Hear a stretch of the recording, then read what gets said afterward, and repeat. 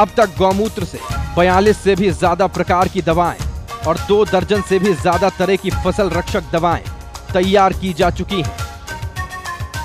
वहीं भारत की गौमूत्र थेरेपी कई असाध्य रोगों के उपचार में कारगर रही है। अगर बात गोबर की करें तो ये भी कई खूबियां समेटे है। इटली के वैज्ञानिक ब्रिगेड के मुताबिक गाय का ताजा गोबर टीबी और मलेरिया के कीटाणुओं को मारने की क्षमता रखता है। साथ ही ये त्वचा के रोगों के लिए भी बेहद उपयोगी है। गोबर के फायदे आर्थिक तौर पर भी देखे जा सकते हैं, क्योंकि गाय का गोबर फर्टिलाइजर के साथ साथ बायोगैस के प्रोडक्शन में भी काम आता है। फायदों की फेहरिस्त यहीं खत्म नहीं होती। स्वाइन फ्लू जैसी खतरनाक और जानलेवा वायरस से बचने का उपाय भी गाय के जरिए ढूंढ निकाले गए हैं। निजी दूध कंपनी ने एक अन्य कंपनी के साथ मिलकर उन गायों का पहला दूध इकट्ठा किया जिन्होंने हाल ही में बच्चों को जन्म दिया था, और फिर इसे प्रोसेस कर ओरल स्प्रे तैयार किया गया। भारत की जो नस्ल की गायें हैं आज पूरे विश्व में प्रख्यात हो रही हैं, क्योंकि इनके जो उत्पाद है ये सब मानव जाति तक पहुंच रहे हैं और इसके जो फायदे हैं वो सब जानने लगे हैं। वैज्ञानिकों के मुताबिक गाय का पहला दूध रोग प्रतिरोधक क्षमता में जबरदस्त इजाफा करता है। देसी गाय की इसी खासियत को देखते हुए दूसरी खतरनाक बीमारियों जैसे कैंसर और एड्स के लिए भी दवाइयां तैयार की जा रही हैं। दुनिया को सभ्यता और संस्कृति की दुहाई देने वाले हमारे राष्ट्र के लिए ये शर्म की बात है। उसका आधार स्तंभ बदकिस्मती के आंसू बहा रहा है। शिकायत किसी गैर से नहीं है, अपनों से हैं, जिनके लिए गोवंश के मायने किसी वस्तु से ज्यादा नहीं है।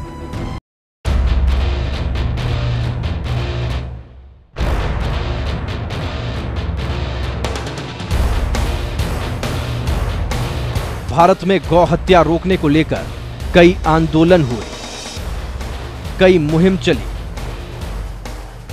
कुछ लोग इस चक्कर में जान भी गंवा चुके हैं, तो कुछ आज भी झंडा बरदार है। अफसोस कामयाबी आज भी हासिल नहीं हो पाई। वजह कई है, कहीं ये सिर्फ राजनीति चमकाने का जरिया है, तो कहीं मुट्ठी भर लोगों के दिलों में दबा आक्रोश। सरकार गौ हत्या रोकने में नाकाम है। देश में बड़े पैमाने पर गौवंश की हत्या जारी है। नतीजा गायों की संख्या लगातार घटती जा रही है। दुनिया में इस वक्त भारतीय नस्ल की करीब 18 करोड़ गाय ही बची हैं, जिनकी तादाद भारत में करीब 12 करोड़ है। उससे भी कड़वा सच ये है कि इनकी तादाद वक्त के साथ और घटती जा रही है। जो बची हैं उनमें से भी 25% गायें दूध दूहने के बाद आवारा छोड़ दी जाती हैं। न तो उन्हें भोजन दिया जाता है और ना ही सुरक्षा। नतीजा सड़क किनारे पड़े कूड़े और कचरे के साथ जानलेवा पॉलिथीन को अपना भोजन बनाना गौवंश की मजबूरी बन गई है। जानकर हैरानी हो सकती है, लेकिन यह सच है कि मुगल काल में गौवध पर कड़ाई से रोक लगी हुई थी। बाबर, हुमायूं से लेकर जहांगीर तक सब गौ हत्या के खिलाफ थे और दोषी पाए जाने पर सजा का प्रावधान भी था। दक्षिण के शासक हैदर अली के राज में गौ हत्या करने वाले के हाथ तक काटने के फरमान थे। लेकिन अंग्रेज क्या आए, गाय के लिए बुरे दिनों की जैसे शुरुआत हो गई और तब से लेकर आज तक इसमें कोई नरमी नहीं आई है, बल्कि आजाद हिंदुस्तान में तो इनकी संख्या और तेजी से घटी है। आजादी से अब तक गौवंश में 80% तक गिरावट आई है। गायों के अस्तित्व पर संकट लाने में सबसे ज्यादा योगदान कत्ल खानों की बढ़ती तादाद का रहा है। अंग्रेजी हुकूमत के दौरान देश में 300 कत्लखाने थे, लेकिन आज ये आंकड़ा अब सिहरन पैदा करने वाला हो चुका है। 36,000 से भी ज्यादा कत्लखाने, जिनमें हर महीने 2 से 3 लाख गाय बेरहमी की भेंट चढ़ रही हैं। तो हर साल 20 लाख से ज्यादा गौवंश तस्करी के जरिए बांग्लादेश पहुंच रहा है। कामधेनु के कत्ल की कहानी में सबसे बड़ा रोल गौमांस यानी बीफ के निर्यात के द्वार खोलने का भी रहा है। हालात यही रहे तो वो दिन दूर नहीं जब गाय के खून से हाथ रंगने में हमारा स्थान सबसे ऊपर होगा। हालांकि ऐसा कतई नहीं है कि हमारे देश में इनका कत्लेआम कम होता है। यूपी, पश्चिम बंगाल, महाराष्ट्र और आंध्र प्रदेश के कत्लखानों में हर रोज हजारों की तादाद में गौकशी होती है। राजस्थान, गुजरात, मध्य प्रदेश, छत्तीसगढ़, उत्तर प्रदेश, हरियाणा और पंजाब, ये वो राज्य हैं जहां गाय के हत्यारों को सजा दिलाने के लिए सख्त कानून बना है। कुछ ढिलाई के साथ कानून देश भर के 24 राज्यों में लागू है। बात शर्म के समंदर में डुबोने वाली है कि पूर्वोत्तर, पश्चिम बंगाल और केरल ऐसे राज्य हैं जहां गौ माता सिर्फ कहने भर को है, क्योंकि यहां न गौवंश की हत्या पर रोक है और न ही गौमांस खाने पर। वैसे कमोबेश हर राज्य में गौवंश हर दिन बड़ी तादाद में कत्लखानों तक पहुंच रहा है, जो भारतवर्ष को शर्मसार करने वाला है।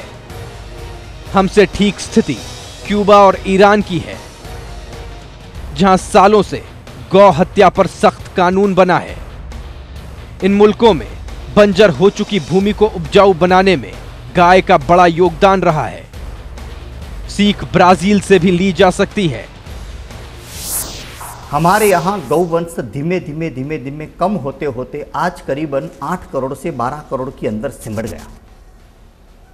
यहाँ हमारा नुकसान ये हुआ, यदि हम मात्र पर्यावरण के बेस पर देखें तो बारिश हमारे यहाँ कम हो गई, ठंड भी हमारे यहाँ कम हो गई, धूप हमारे यहाँ बढ़ गई, तो पानी की कमी आपो-आप हम सभी महसूस करने लगे।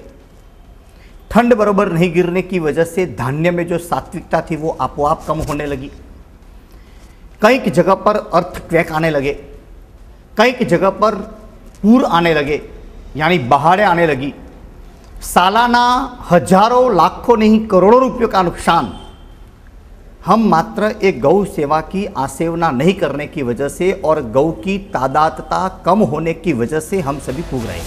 हमारे देश में राष्ट्रीय गौवंश आयोग ये बता चुका है कि जैविक खेती और गौपालन से देश में बेरोजगारी की समस्या खत्म हो सकती है, क्योंकि इससे 8 करोड़ लोगों को रोजगार मिल सकता है। गोधन की रक्षा से व्याप्त बेरोजगारी का निदान होगा। हजारों साल से गोधन भारत की अर्थव्यवस्था का अहम हिस्सा रहा है एवं गोधन के कारण ही भारत विश्व का समृद्धतम राष्ट्र रहा है। अफसोस, संकीर्ण मानसिकता के लोग अजीब और बेतुका तर्क गौवध के लिए देते रहते हैं। गाय जिंदगी की जंग में पिछड़ रही है, लेकिन ऐसा नहीं है कि गौवंश को बचाने के प्रयास नहीं हुए। प्रयास तो हुए, अफसोस सफलता हासिल नहीं हुई। हालांकि कोशिश अब भी जारी है।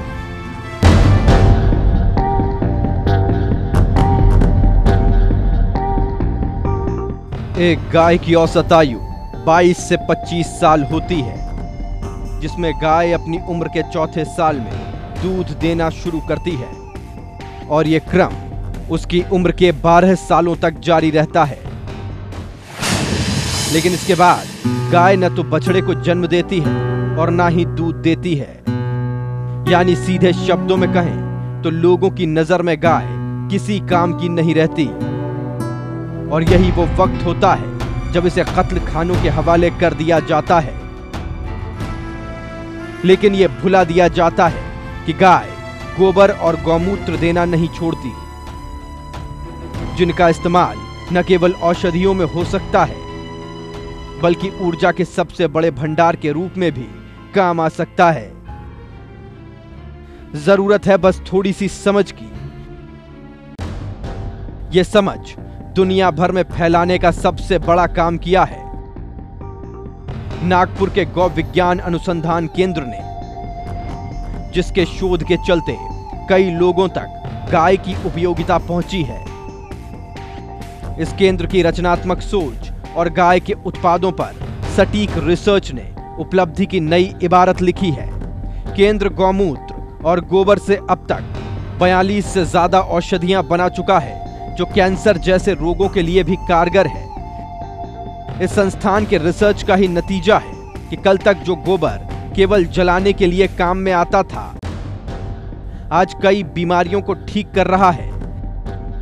साथ ही गौमूत्र लोगों की जिंदगी को नया सहारा दे रहा है।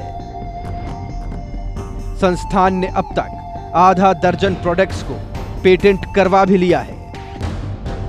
गाय सलामत रह सके, लिहाजा कई दूसरे सामाजिक संस्थान अपनी भूमिका बखूबी निभा रहे हैं। गौधाम पथमेड़ा इसी कड़ी में सबसे ऊपर स्थान रखता है। यहां 1 लाख से ज्यादा गाय न केवल पाली जा रही हैं, बल्कि इनके उत्पादों की सही मार्केटिंग भी की जा रही है। गाय की उपयोगिता को समझने में हैदराबाद के लोग भी पीछे नहीं हैं। यहां छोटी बड़ी करीब 35 गौशालाएं हैं, जिनमें मुख्य रूप से सत्यम शिवम सुंदरम, भाग्यनगर, शिव मंदिर, नारसिंघी, गोपाल, गोकुल, इमलीवन गौशाला और श्री कृष्ण गौ सेवा ट्रस्ट शामिल हैं, जिन्होंने गौ रक्षा के पुनीत काम को आगे बढ़ाया है। गौवंश की गुहार को सरकार के कानों तक पहुंचाने के लिए ही सर्वदलीय गौ रक्षा मंच की स्थापना की गई है, जिसने अपने स्थापना के पहले ही साल में गौवंश के प्रति जागरूकता फैलाने में कई कार्यों को हाथ में लिया है। हैदराबाद में भी गौ भक्त गायों को बचाने के लिए प्रयासरत है। यहाँ 24 गौशालाएं हैं। साथ कई सामाजिक संगठन भी गाय को बचाने में जुड़े हैं, जिनमें सर्वदलीय गौरक्षा मंच का प्रयास सराहनीय है। मंच प्राथमिकता के साथ गाय को राष्ट्रीय प्राणी घोषित करवाने में अपनी भूमिका अदा कर रहा है। जैसे शेर को नेशनल एनिमल घोषित किया गया है, ठीक मोर को नेशनल पक्षी करके एनिमल राष्ट्रीय पक्षी करके घोषित किया गया है, ठीक उसी प्रकार से गौ माता को, गाय को राष्ट्रीय पूजनीय प्राणी घोषित करना अत्यंत आवश्यक है, क्योंकि भारत की 90% जनता ये चाहती है कि गौ माता का किसी भी रूप में कत्ल न हो। हम लोग गाय के प्रोडक्टों को कैसे इस्तेमाल किया जाए, कहाँ मिलती हैं, कहाँ से उसका उपयोग करें और कौन बना रहे हैं, उसके बारे में जनता को पूरे जागरूक करते हैं और उसका प्रचार करते हैं। और गाय के गोमाता को और उसके गोवंश को इंश्योरेंस द्वारा बचाया जाए, इंश्योरेंस किया जाए, इस पर भी हमारा एक मंथन चल रहा, विचार चल रहा है। और घर घर में रसोई गैस के लिए गोबर गैस के प्लांट लगाने की भी विचार हम लोगों का चल रहा है, उस पर हम काम कर रहे हैं। सर्वदलीय गौरक्षा मंच अभियान को बढ़ाने में महिलाओं का बहुत बड़ा योगदान है। इस मंच से बहुत बड़ी संख्या में महिलाएं जुड़ी है और ये बड़े गर्व की बात है कि इतनी व्यस्त रहते हुए भी महिलाएं इस काम के लिए इतना समय निकाल पा रही हैं और उसमें योगदान दे रही हैं। गौ संवर्धन के लिए गौपालकों के हाथ मजबूत करने की दिशा में भी संस्था ने कदम बढ़ाए हैं, जिसके तहत गायों का इंश्योरेंस और गोबर गैस के प्लांट लगवाना शामिल है। सर्वदलीय गौरक्षा मंच द्वारा हम गौरक्षा महाकुंभ मेला आयोजित किया गया है। इसमें विभिन्न प्रांतों से संत महात्मा पधारे हैं। सभी संत महात्माओं का एक ही विचार था कि हम ज़्यादा से ज़्यादा गौरक्षक गौ माता को कैसे बचाई जाए। जरा सोचिए, भारतीय गौवंश की जो तस्वीर हमने आपके सामने रखी है वो बस बानगी भर है। एक माँ को अपने परिवार को बचाने के लिए हमसे गुहार लगानी पड़ रही है। गौर करिए इस गुहार पर, वरना ऐसा न हो कि गोवंश इतिहास की पुस्तक के चैप्टर में तब्दील हो जाए और आने वाली पीढ़ी इस बहुमूल्य धरोहर का हिसाब मांगे तो आपका सिर शर्म से झुक जाए। वक्त है, जागिए और संकल्प लीजिए, वंदे गौ मातरम।